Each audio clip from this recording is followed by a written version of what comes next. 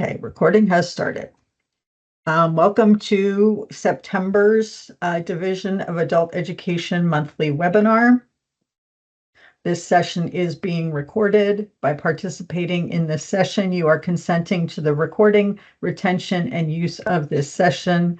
No other recording of this session is allowed. That includes any type of AI note-taking. So if you have that on your computer, please turn that off. Thank you.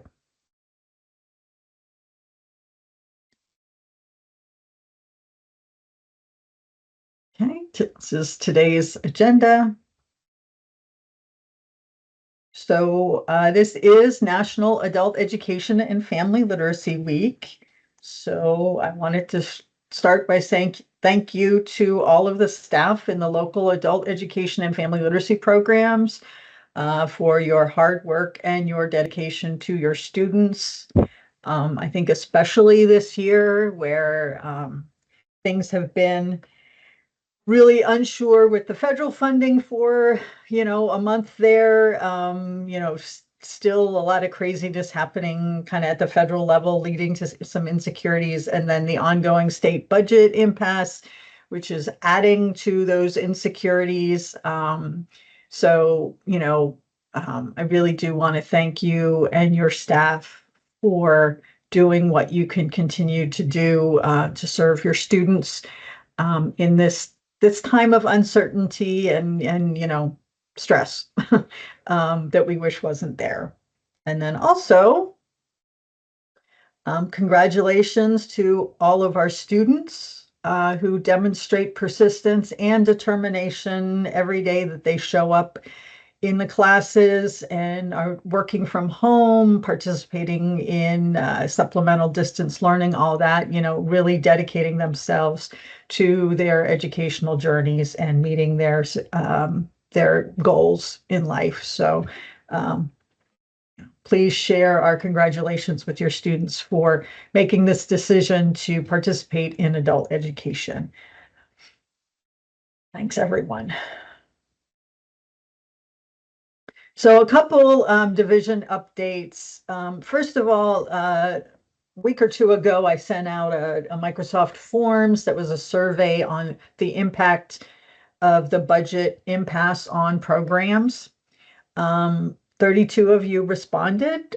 Thank you very much for that. I provided a summary of the results with my deputy secretary, who has shared them with senior management at PDE, so they can, when they meet with the governor's office and other people, that they can really share the impact that the budget impasse is having on programs. Of the recipients, 2/3 indicated that they would need to suspend classes anytime between kind of almost now through the end of the year, if the budget impasse were to continue that long, impacting well over thousands of students and a lot of staff who would have to potentially have hours reduced.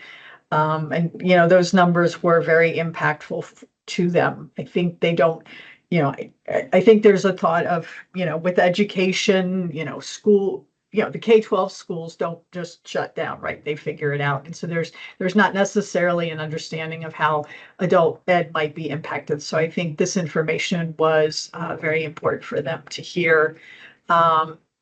We stress that even programs that say they may not shut down, you're reducing services to the bare minimum to stay open and provide classes, but you may not be able to provide the level of additional support that the students need, or you may not be able to buy additional textbooks or other resources to support them.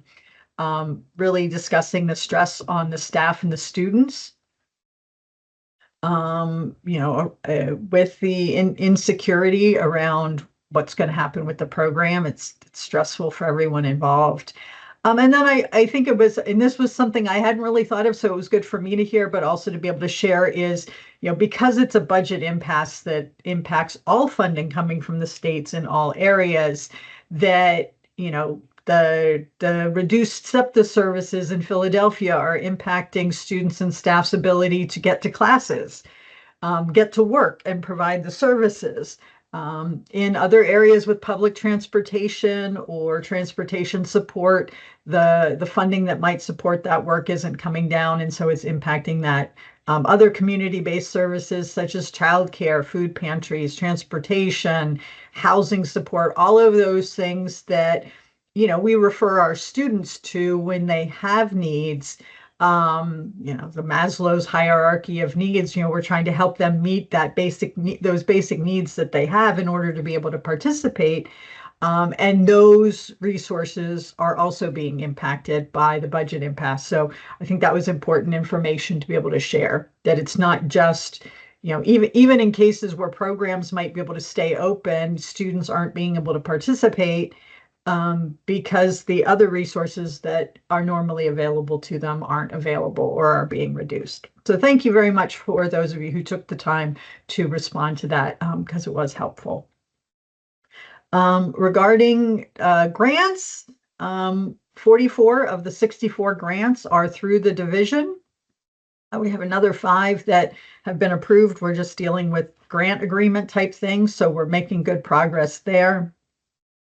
I think there's like 1 or 2 grants that I still have to look at. One agency, all of their got the grants in later than everybody else.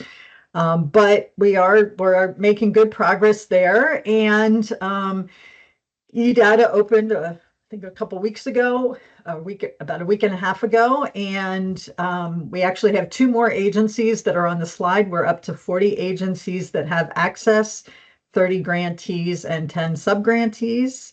And as of yesterday evening, there were 2,500 adults, 3,300 assessments, 300 classes, and 680 staff in eData already. So to those of you who have already started entering data, thank you to you and your data entry staff. It's getting in there. And we appreciate it. To those of you who have access to eData but have not started entering, please start entering now, so that you can, again, I understand that there are challenges. It's, you've got 2 months worth of data potentially to enter, so it takes a while to get it in. You might be down a little bit of staff because of the budget impasse, but we do need you to start entering the data in eData. And finally, each year I send out a couple of monkey surveys, reports to complete regarding your work as partners in the workforce development system in the prior program year, and on corrections education for the agencies that provide corrections education. And I will be sending those out. I'm hoping to get those out today for you to get in by October 15th. And as a reminder, we use that information to inform our narrative reports to Octay, which are due December 31st. So we're trying to get them out a little bit earlier than we have in the past, so that things are a little bit fresher in your mind. So if you'll keep an eye out for those today or tomorrow, you should have those. This slide is really limited to those agencies using Best Plus 3.0.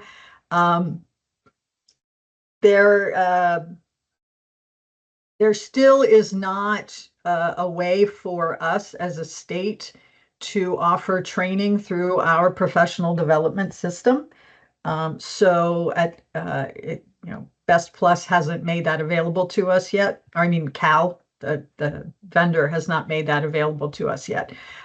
So if you have new staff who need to be trained to administer 3.0, and they do have to be trained in order to administer it, you will have to do it through the Cal website, and you'll have to do their training. There is a fee for it. It's $125 per person. That is an allowable expense, so you can charge it to your grants, and you can charge it to $22.70 as a professional development charge, because it's required. So just I know many of you had staff complete it last year when they were making it available for free. So if you have someone who's approved, that's fine. This would just be if you have new staff coming in who you want to administer the test. Unfortunately, for the time being, at least, you'll have to use the Best Plus training. I mean, the best CALs, excuse me, I wasn't clear with that. You'll have to use the training through the CAL website versus anything that we can offer. And I'm just going to do a brief introduction and then I will turn over the presentation to Cheryl to do a demonstration. But just as a reminder, division quarterly expenditure reports are due the 10th business day after the end of the quarter. The next one will, or the first one for this year, will be due in October, and you do have to submit them even though you haven't received funds, because you are letting us know how you have expended funds in this first quarter. It also will allow us, if anybody comes to me and says, you know, how much have your programs had to come up with in order to stay open, despite the budget impasse, we'll be able to share that information with them as well. Are you ready, Cheryl? I am always ready to discuss QERs, of course. I will go ahead and stop sharing and let you share your screen.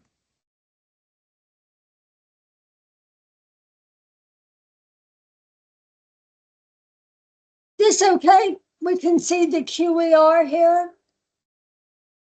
Yes, I can see it. So our dear QERs, we have had a couple of questions about beloved column B. This is the amounts from the grant, and you can get that from your budget summary on the grant, and it will categorize it by 100 salaries and 200 benefits, etc. For some reason, they combine 600 and 800, and I have corrected the calculation here. And then we go into our function codes. So we can see that there is an opportunity to write your entire grant amount. 776. Yep, 776,273. Uh-oh. Somebody named Cheryl made a mistake here. The agency whose QER I'm borrowing did not make the mistake. I did that. So that's just one opportunity that you can quickly check and make sure that you have entered that correctly. The culprit sometimes is that indirect cost. And that's the case here.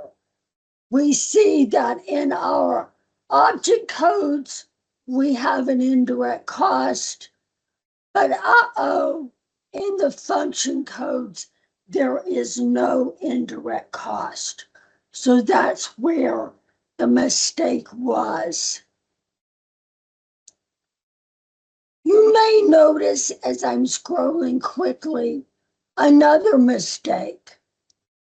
The amount budgeted was 776,273, but the amount spent was 776,566. Whoops, can't do that. Can't spend more than you received. So those are a couple of sites sometimes that may get that may get overlooked. So just wanted to bring that attention. But the big pointer is this column B is your grant amount, and it is from your grant summary. The other comment that I want to make on our QER is, oh goody, look, something else new on the QERs, and that's on this tab called percent, a new tab called percent. And because this does not have any information, I want to say that it's automatically filled in. So I cannot enter anything, and it will be automatically filled in as you complete first quarter, then second quarter, etc. It's automatically filled in from the cumulative. What I want to bring your attention to are these little flags. It says, for example, on the federal plus indirect cost, what is that little flag? Well, it's going to say it cannot exceed 5% without prior approval. And if it is more than 5%, it will turn this red so that it can grab your attention. Let's see what this little flag is.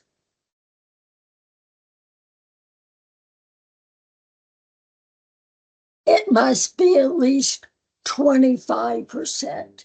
That is of your federal local match. So you click on the little flags to find out what they're trying to tell you. I think that covers all for our QERs. We'll look forward to getting them from you next month. Thank you.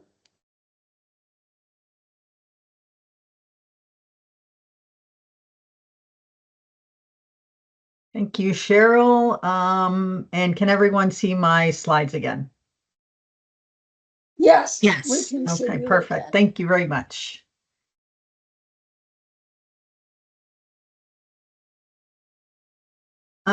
And the rest of the webinar will be focused on distance learning presentations from Chuck from the Digital Literacy Distance Education Project, talking about resources for serving English learners, and then a presentation from one of your colleagues about using what her program does to use distance learning and distance education tools, especially with all English learners, and then some focus on the beginning level ones.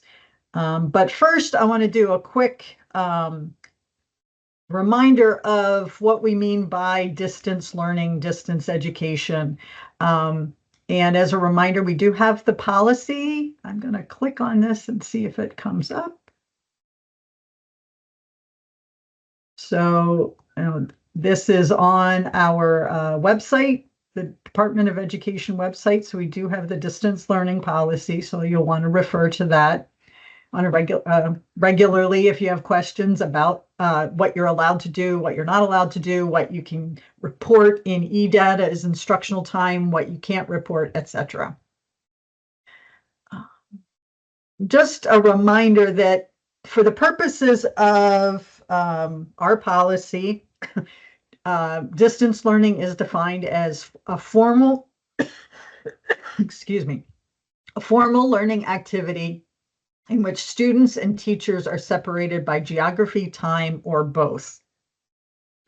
And just as a reminder, the things that are not considered distance learning, homework is not distance learning, it's just homework. And if you are using a computer-based resource, but it is in, you're in person, you're in a computer lab, you're there with the students, or there's classroom aides who are working with the students, that's not distance learning, that's just computer-based learning. So just a reminder that those two things are not considered distance learning. And I will go ahead and I'll move the slides, but I will turn over the mic to Chuck and then to Sarah. Okay, thanks, Amanda. Can you hear me okay? I can hear you, yes. Okay, great. Hi, everyone. I'm Chuck Klinger. I manage a project called the Digital Literacy and Distance Education Technical Assistance Project. We call ourselves DLDE just to make it a little bit easier. And so I'm just going to talk a little bit about some tips and resources that are available on the PAIR website and things that we have and things that we can do to support you if you see more of your English language learners that are looking to study at a distance. And it seems like that's something that we're hearing a little bit more about. So Amanda kind of touched on this, but we really kind of think of distance education in kind of like two buckets. One is the synchronous, and that means basically like the live classes that you offer. So that could be your in-person classes that, that I think that a lot of you, really rely on for a lot of your instruction. But then also things like, if you're doing a remote class where all of your students are participating via Zoom or, Teams or, something like that. And also there's HighFlex. I know several programs use HighFlex where some of your students are in person with the teacher, but then some participate at a distance through, again, through some sort of a webinar platform. So that's when we talk about synchronous, that's what we talk about in terms of distance learning. And then the other term that we use is asynchronous. And I think we in Pennsylvania, we refer to that as supplemental distance learning. So you use an approved supplemental distance learning resource where your students work outside of class time. And if you're using an approved resource, you can report the time for the work that the students do outside of class. And there are kind of three categories for that. There are a lot of approved online resources that you can use with your ESL students. Just a couple of examples. These are not endorsements or anything like that.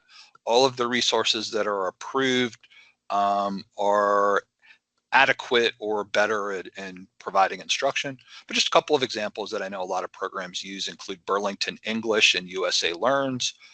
We also have a few, not many, but we do have some print resources. So if you have students who have access issues and they'd like to do work outside of class time and you would like to be able to report that time, there are some print resources through National Geographic and through Oxford, the Step Forward program that they have, where students can do work through on paper basically or through print resources and submit that, and then you can report time based on the work that they complete. And then the last thing that you have available as an asynchronous option is supplemental distance learning lessons. And those are teacher created resources that students complete. So they might be like a project. Some things include like Google slide presentations that are interactive and students complete work and they learn and things like that. But again, they do them outside of class. The teacher verifies that they completed them and then they receive time. We have probably 20 to 25 of those lessons in total. I think 4 or 5 of them are designated for ESL students. So just something that's a little different. And we can also support any interested teachers. If you have teachers and you see more students that are looking to do this type of work, we can support teachers in developing these lessons and getting them approved. And then other teachers across the state can use them as well. So just a real quick overview of what we're talking about with distance ed. Next slide, please, Amanda. Thanks. All right, so thinking about synchronous instruction, the live classes, just a couple of tips, and these are generally for any live distance classes, but they're especially important for your English language learners. First, distance instruction must be well planned, and some of you are probably thinking, well, shouldn't all of our instruction be well planned? And the answer is certainly yes, but when you're doing a class through Zoom or some webinar platform, it's really harder to make adjustments on the fly. Like having a real strong plan of what you're going to do, what kind of digital tools you're using, things like that, so that your students can be prepared, so that everything looks organized, and really to help things run smoothly. Something that can kind of help with that is the use of instructional routines. That's where you use your teachers have kind of like go-to moves. So there are like instructional routines that they're probably already using, like think, pair, share, or number of the day, or things like that. And just thinking about how you do those through a webinar platform is really important, and it's something that we can help you with. And I'll talk about that a little bit moving forward. But just thinking about not overwhelming students by constantly changing things and using different types of things. When we had the distance learning project, and I would substitute for classes, and you could see the routines that the ESL teachers were using, and the students really responded well. They knew what they were doing. They could actually kind of lead the activities. It was very empowering for them. And they were very comfortable with the technology that they were using because it was repeated from class to class. Start small, don't overwhelm them with using a lot of different tools at first. Start with maybe shorter classes that are, so that they can get comfortable with technology that they're going to use, and then build from there as students get more and more comfortable. And also make sure that, and again, this is something that goes for any class, but really think about how teachers are engaging learners. Using polls, breakout rooms. Jamboard was a tool through Google that used to be really good for that, but unfortunately they've discontinued that. But you can do some of those things like through Google Slides or Google Docs, or Microsoft shareable documents, things like that. So just a couple of things to think about, and we're happy to answer any questions that you have as you move forward with this. Thanks. Yep. Some of the support that's available, and most of these are available on the PAIR website. And if you go to the PAIR website and you click on the teaching dropdown that's at the top of the website, you'll see that there's a selection there under digital education for distance education or distance learning. And that has a lot of these resources and more, but these are just a few of the highlights that are there. There are some videos of remote and high flex ESL classes. So if your teachers would benefit from seeing an example of a solid, good, I hate to judge things, but but of a class that's pretty well organized and pretty well run for ESL learners, this would give them a chance to kind of see that, and they can think about things that they could mimic, things that maybe they would change, things like that.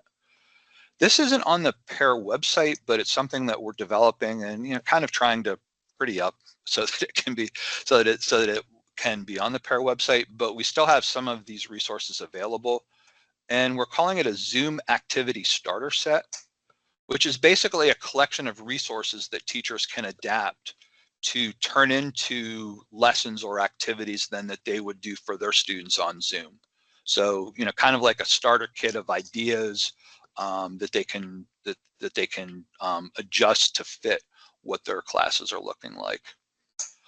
There's also the Ideal Digital Education Handbook. Ideal is a consortium of states that Pennsylvania is a part of that works together on digital literacy and distance education. Destiny Simpson's actually one of the facilitators for Ideal, for those of you that know Destiny. And they've put together a digital education handbook that provides kind of like a play-by-play of how you can incorporate distance education, digital literacy into your program. So that's a very good resource that's available. And then we also have some remote class observation tools. So for those of you that are doing any kind of remote or high flex classes, administrators might want to use it if you want to provide feedback to your teachers or do like an observation as a way to kind of think about what you should be looking for. Teachers can use it as sort of a planning tool as they develop lessons to do remotely. What are some of the things that I should be thinking about or making sure that I'm incorporating? So those are just a few of the resources that are available for distance educators on the PAIR website. A couple of tips for supplemental distance learning. So again, for that asynchronous, One is find the resources that best meet your needs. We've been doing, you've been able to do supplemental distance learning for, I'd say, at least 10 years now. And a lot has changed. So if you've been using the same resource and if you like it and it's working well, that's great. But if you're wondering, we have, if you look at the policy, there are a lot of resources that are available that you can use. So, don't be afraid to look for some other things.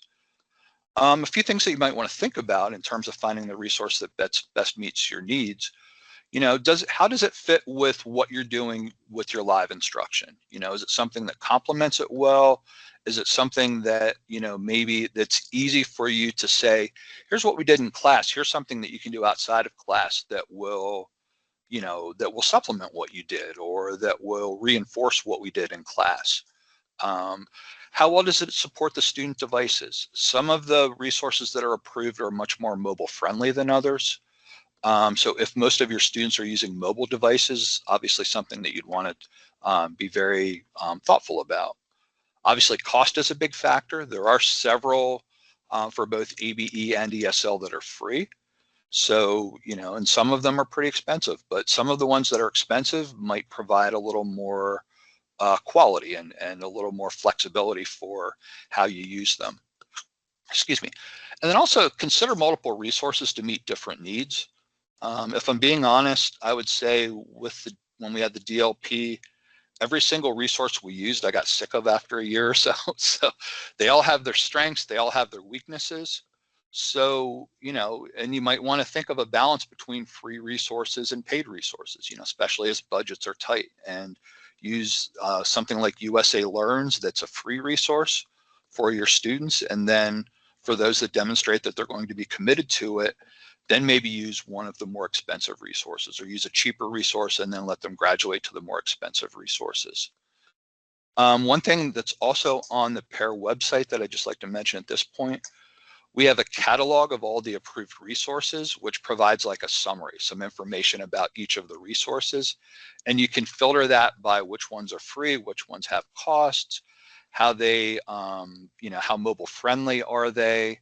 We have information about accessibility for those that provided accessibility information. So that's something that you can look for on the PAIR website. And if you have questions about that, definitely let us know. Also, again, I think that it's important to not just have the supplemental distance learning be something that they're doing outside of class, but think about ways that you can link that to what's happening in the class.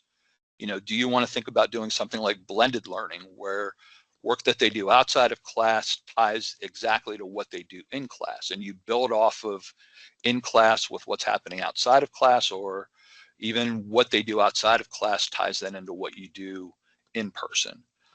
And for those of you that had math teachers that participated in the Andy pilot or that have done that, that's an example of blended learning. I've heard programs talk about how they discuss in class the work that students do outside. I know sometimes students talk about it amongst themselves, and it can be a good conversation, and it's very reinforcing for what the students are doing. And also consider the supplemental distance lessons.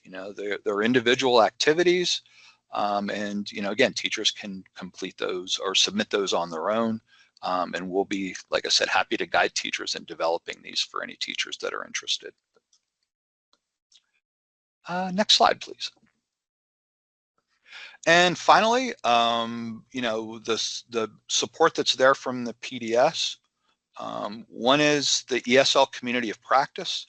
This is not something that's specific for distance education, but one thing that I've observed, I don't know if honestly if there's research on this, but I feel like the better equipped somebody is to teach what they're doing in person is only going to help them exponentially if they're teaching it remotely. I feel like a lot of teachers that struggle to teach remotely aren't necessarily experts on what they're teaching in person, or maybe they don't have good plans that they can easily translate to what they're doing remotely. So, building up their ability to teach ESL and their understanding of what it takes is going to help them plan much better remote instruction. And the ESL community of practice also does get into digital literacy and distance education sometimes. Some of the courses that we offer include improving real-time remote instruction, strengthening your distance learning options, intake and orientation for distance learning, and using a learning management system to improve learning. So those are ones that are very specific to distance education that we are offering this program year. And also we have 2 courses for digital literacy that involve teachers to do, you know, job embedded activities that they could tie into their distance education and also build their digital literacy skills while they're doing it. And they include building your digital skills and building learners' digital skills using instructional routines. And then lastly, we offer technical assistance. So, you know, if you don't want to wait for a course, or if it doesn't quite fit your needs and you just like some help, coaching, you know, just ask questions, reach out to us. We'll help teachers, you know, think about their instructional routines. We'll help teachers think about how they can best onboard students to remote instruction or to work with supplemental distance learning. We've done kind of like supplemental distance learning resource consults where we talk with agencies about what will best fit their needs. And so really any questions that you have, don't hesitate to contact me and ask, and we'll work with you in the best way that we can move forward with that. So just a real quick overview of everything. And if anybody has any questions, you know, feel free to, I guess, unmute or type them in the chat, or send me an email outside of this webinar. But thanks, everyone. Thank you, Chuck. Any questions?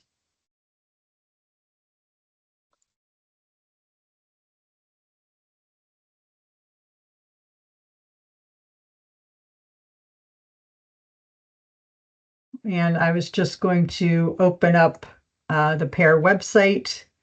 I believe you said it was under teaching and digital education. So we have information about distance education, lots of resources. Here's the supplemental distance learning. And Chuck, I believe this is the curriculum search that you were talking about, where you can select a whole bunch of different criteria and find resources that are available.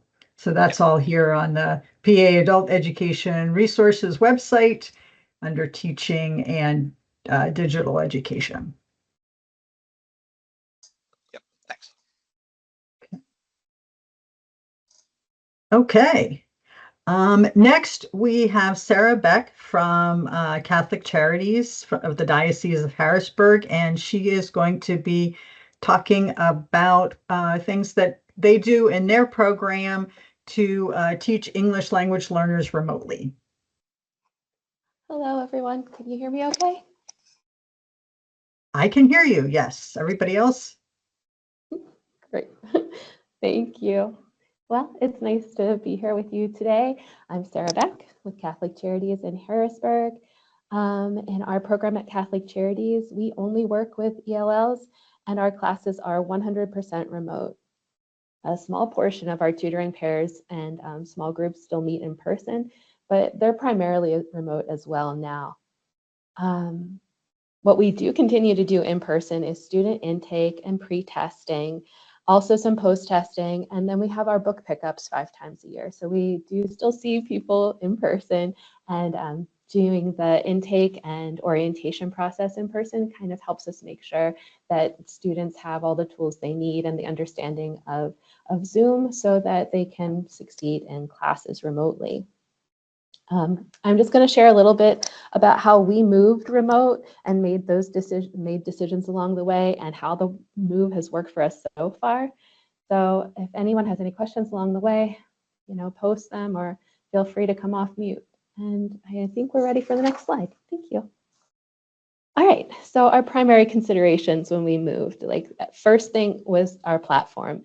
When we moved remote, we knew we had to keep things as simple as humanly possible, and not just for our students, really for everyone, for our teachers, for our volunteers, for our staff, and of course our students, because everybody's digital literacy skills were all over the place.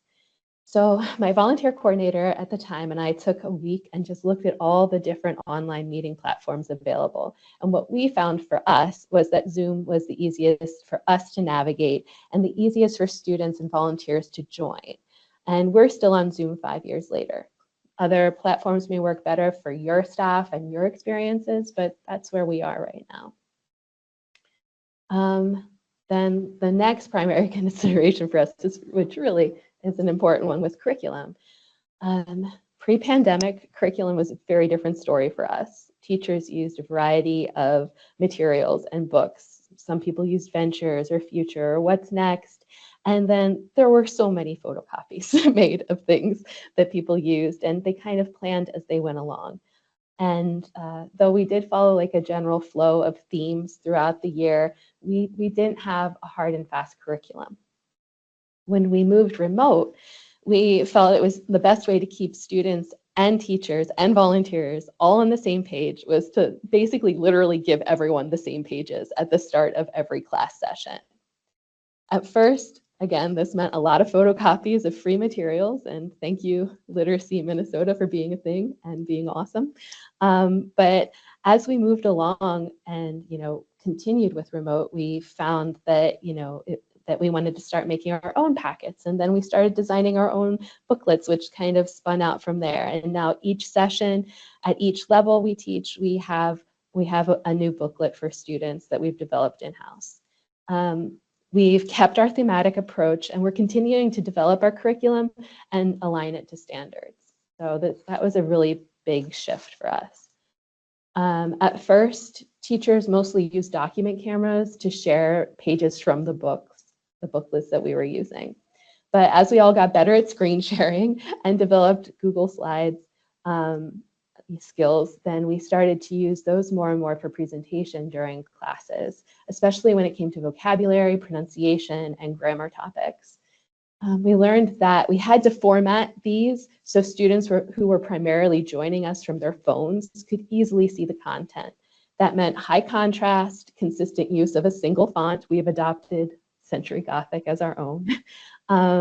Photos over clip art, and a minimum font size of 28 points, which is really important for people joining from phones, which the majority of our students join from phones.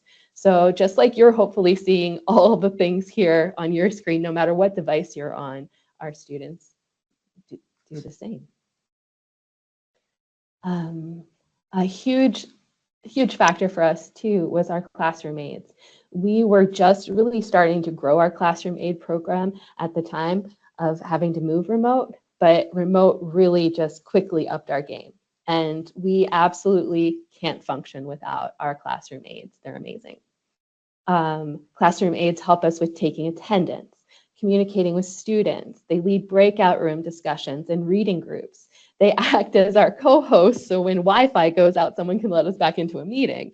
And basically, they help everyone troubleshoot technical issues as they come up. We also have volunteers who help with making recordings of stories and dialogues and even creating some of the content for our Google Drive and our Google Slides that we use in classes. They're essential to our work, and I can't express to you how important they were, especially in the early days, just to help so that teachers didn't feel like disconnected on their own in this virtual world. They really worked together and supported each other. So couldn't function without them. And then another thing that we had to think about was communication. In our program, we've always known that a big key to student success and retention is creating a sense of community in the classroom, and I think we all know that to be true. And we had real fears that we'd lose this sense and thus lose students along the way. We were primarily communicating with students by phone when we switched over, and so then we moved to texting, and that kind of had varied results. But when our students started requesting that we use WhatsApp to send them messages and links, we learned that this was their preferred communication method and one that they really felt very comfortable with since they were using it to stay in touch with their families around the world. So at intakes, we started asking permission from students to add them to class WhatsApp groups. And it's been a really good tool for us. Students communicate their absences and the work schedule changes with us. And every session, we're seeing people communicate more. I could probably do without the ER pictures that students post to the groups as proof of sickness, but I think those are here to stay, and they do keep things interesting. You also get a wide variety of stickers and emojis, which is fun. But what is really nice is how much the students take responsibility for their classmates' needs in our groups. Students will repost class links when someone is lost, or gently remind them of how a pinned message works, which is where we keep all of the links for classes.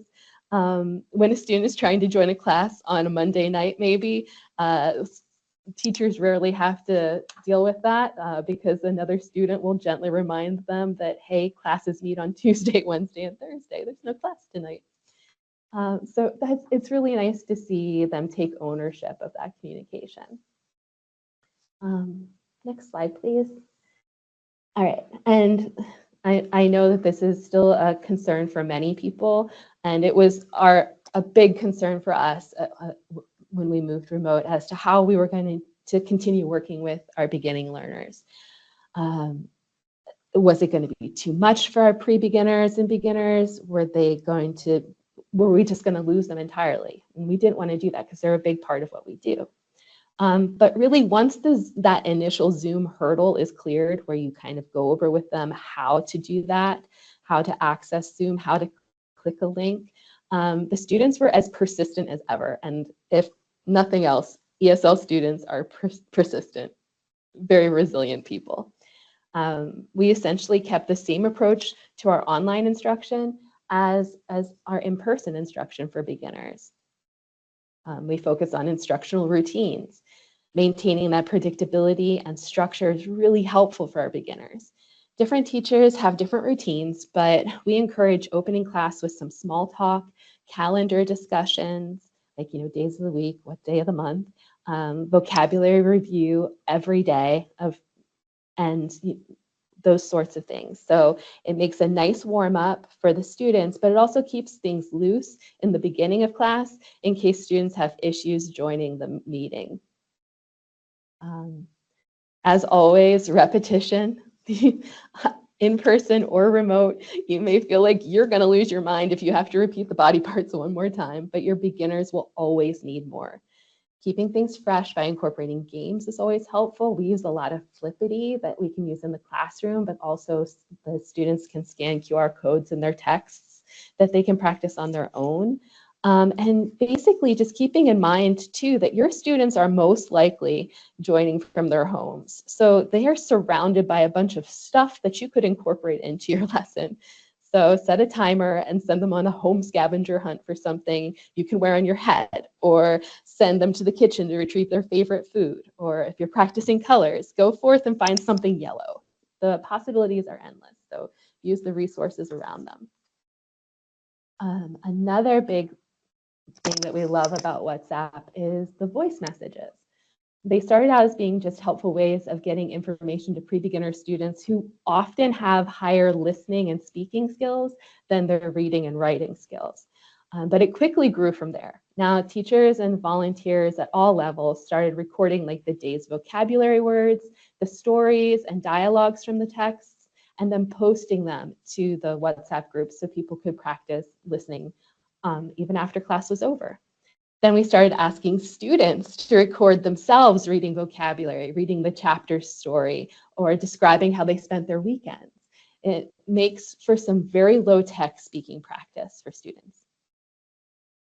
And something that's a little more recent for us is videos. Well, recent in that we're producing more videos than we have before.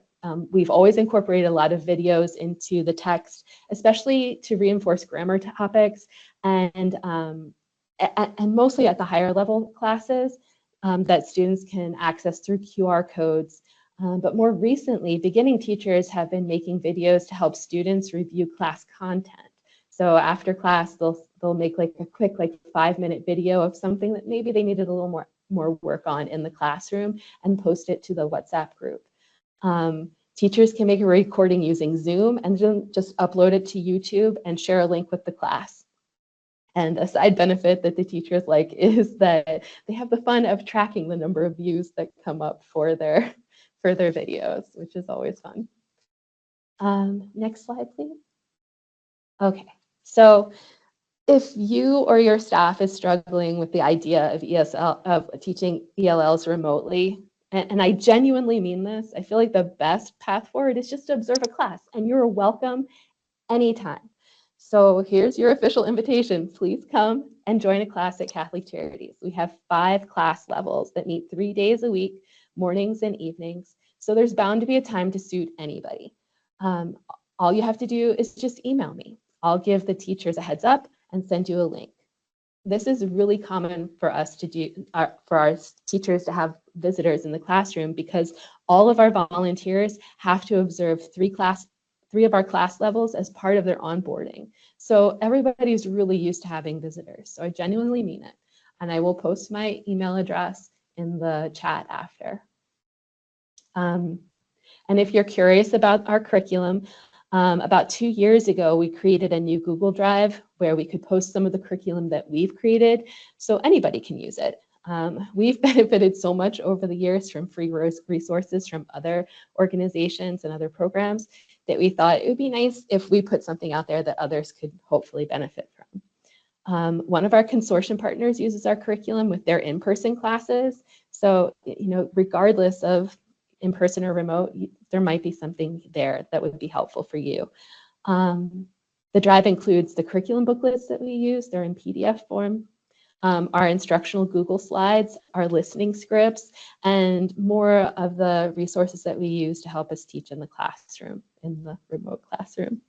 There are also just some resources for folks who are starting to work with ELLs, like some refugee backgrounders and some trainings and recommendations of trainings on language acquisition and working with adults. So, I'll also post that to the chat for you to take a look at. And that's all I've got for today. So if anybody has any questions, please just let me know and I'll post this information to the chat. Thank you so much, Sarah. Yeah. Does anyone have any questions? I'm leaving this slide up so you all can get Sarah's email address. And I just wanted to say thank you so much for sharing, Sarah. This has been great. I do have some new ESL teachers that I'd love to have visit your class, so I'll have them email you. So if you see iu12.org, you'll know it's coming from our people. That's great. No, I love it. And like I said, the teachers are always looking, they're so used to having people in the classrooms now. And they also just really like connecting with other English language teachers. So it'd be great. And then do you try to have a classroom aide with each of the 5 sections, or how many aides do you have? Every single day. Right now we have about 50 active volunteers doing as classroom aides. Wow. But that's a number that's kind of always growing. And we have people, who will take a session off and come back in. But yeah, that's without them, we can't function like we do. Well, whoever's doing your marketing and recruiting is doing a super job. I have an amazing volunteer coordinator, and like I've had a succession of amazing volunteer coordinators, which has really helped us kind of really have a very tight process for recruitment and onboarding and training. So that's, if anybody is interested in that kind of resource as well, or meeting with Katie, who's my volunteer coordinator, again, shout out and I'll set you up. Terrific. Thank you so much. Yeah, no problem. Josh, role of classroom aides in the remote classroom. So like I said in the presentation, one of the most common things that our volunteer classroom aides will be called on to do is to work in the breakout rooms with students. So like anytime in an in-person classroom, when you would be breaking into small groups and, sometimes, having like a classroom aide kind of float around the room and check on students, it's the same idea. So they'll go into the breakout rooms, check in on student conversations. Sometimes we also use them a lot with in breakout rooms as leaders of reading groups. So that is one of the primary ways that we use classroom aids. But again, they help so much with kind of just the intricacies of managing an online class. So they'll take the attendance, they'll watch out for people who have maybe been like kicked out of the meeting and then have to be helped back in. They'll help with muting when people's background noise gets a little crazy. And again, like one of the most helpful things that they do is like just they act as our co-hosts, so that if anything should go wrong, and it happens at least once a session for almost every teacher, if you lose your Wi-Fi or for some reason you accidentally click the wrong thing, you get kicked out of the meeting, there's somebody there to let you back in. They're always there to have your back, which is so helpful. And yeah, so those are just some of the examples. Thanks so much, Sarah. That's great. Yeah, no problem, Josh. Okay, Sue Klauser, you want to go ahead and unmute yourself and ask your question?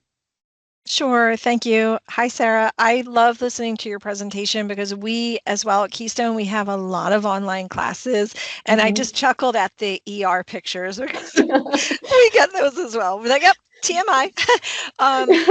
But I did want to ask you a question about one of the things that we're focusing on and have been for the past, year or so is just really talking to the students at all levels about being active participants in an online class.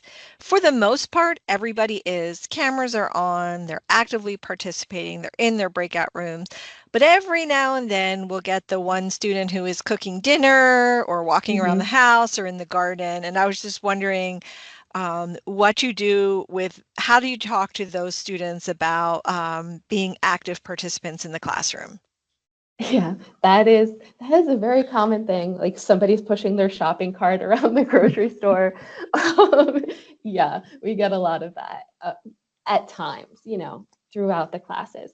But what we found is kind of just the repetition of what is expected of the student in the remote classroom, which the way our classes are set up, we have 5 sessions a year. And like the first week of every session involves us reviewing what it means to be in the remote classroom. So, what are your responsibilities? How to use your camera, how to, mute if things get a little loud in your background. But we also encourage students and teachers to create their own rules for what happens in the remote classroom as well as part of that process. So like, what are some of the things that, in the class, from the students, what they feel means that they're going to be responsible for their learning and being responsible for making sure that the environment is as positive as it can be. And there's always going to be the need for follow-up with students who just continue to have some either engagement issues, and some of it does boil down. I just had very recently an issue with a student that was reported to me, as I'm the temporary student support coordinator, that the student just never had her camera on, and there's always background noise, and it just didn't work. Well, it turned out that the student, and I brought her in to talk about it, it wasn't so much that she didn't want to be part of the class and didn't want to have her camera on. She just had a crazy setting on her Zoom in her phone that her phone wouldn't share the camera with Zoom. So it was a really simple tech issue. And now that that's been resolved, that was resolved in August, and the teacher has reported, her camera's on every day. She's, there's not as much background noise. And she's like, I always suspected this student was engaged, but now I have proof, and here she is. But yeah, it's always going to be an issue that comes up. And I think being able to work through those issues with the student, and sometimes even the volunteers help with that process. You'll take them into a breakout room and say, hey, what problems are you having using Zoom? Is this like a Zoom issue? Or do you really not understand, or like, do we not understand that like you can't just have us on in the background? This is an issue of engagement. And that is, again, something student support has really helped with over the years. And I'm very happy to say that I have a new one starting very soon. Sorry, I hope that helped a little, Susan.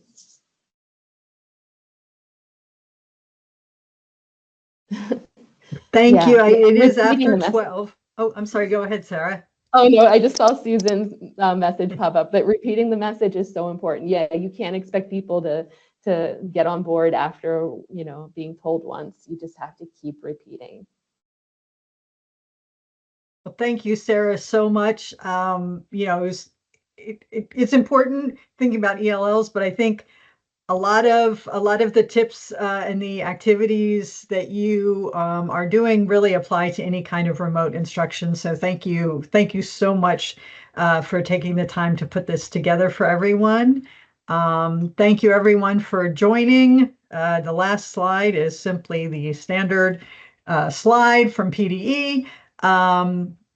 Again, happy Adult Education and Family Literacy Week. Thank you to you and your staff for everything that you're doing.